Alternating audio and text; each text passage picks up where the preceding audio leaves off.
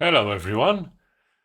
Good afternoon, or good morning, or good evening, wherever you might be.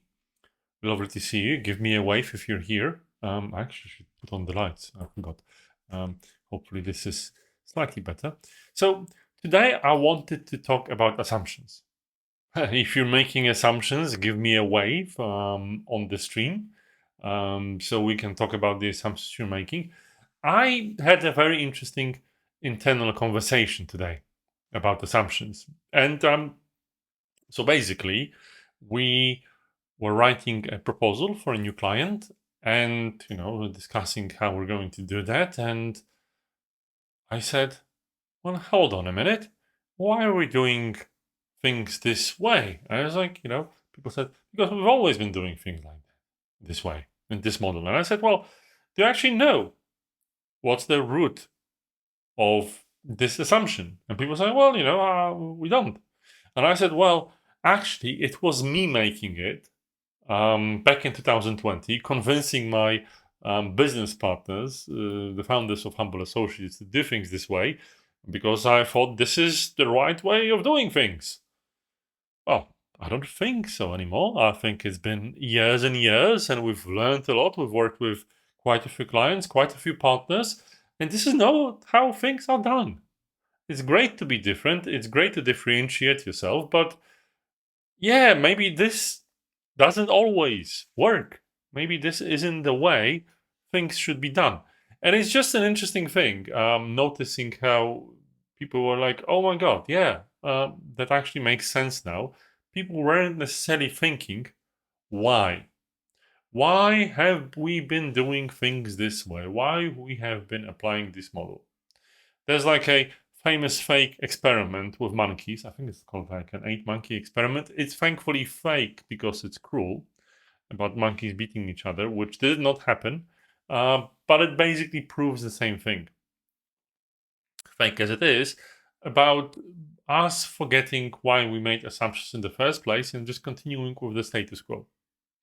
There's a great body of work called red team thinking or red teaming. It basically talks about constantly challenging yourself, constantly playing war games with yourselves, making sure the enemy doesn't exploit your weaknesses because you're just making assumptions that don't make sense. And I think we're making a lot of them as human beings. We're just doing things the way we've always done things, and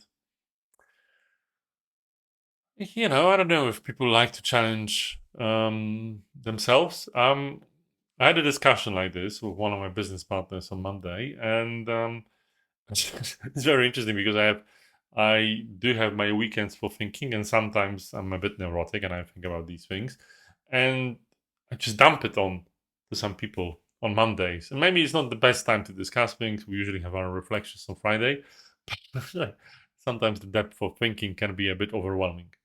Still, there's obviously a balance to be had in terms of you can obviously go overboard and just constantly challenge yourself and overthink everything you do, or you can just go willy nilly and just do things you've always done them, whether they worked or not. Well, you don't always have a benchmark. It's not what I usually say to be balanced, but what I see is people usually going the way of just going with what they always done, what they know. And sometimes the root of the assumption is nonsensical. I think I would refer to the conversation we had yesterday, and it's a similar aspect. Why?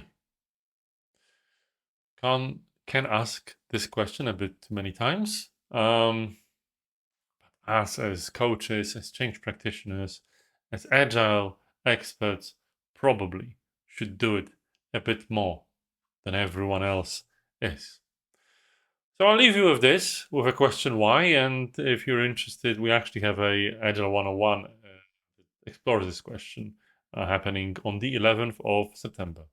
But until then, I'll see you in the next Coach on the Rocks. Or maybe today on Agile Leadership, humble.associates/Agile Leadership, or the Humble Associates profile for our wonderful live show on leadership and agility.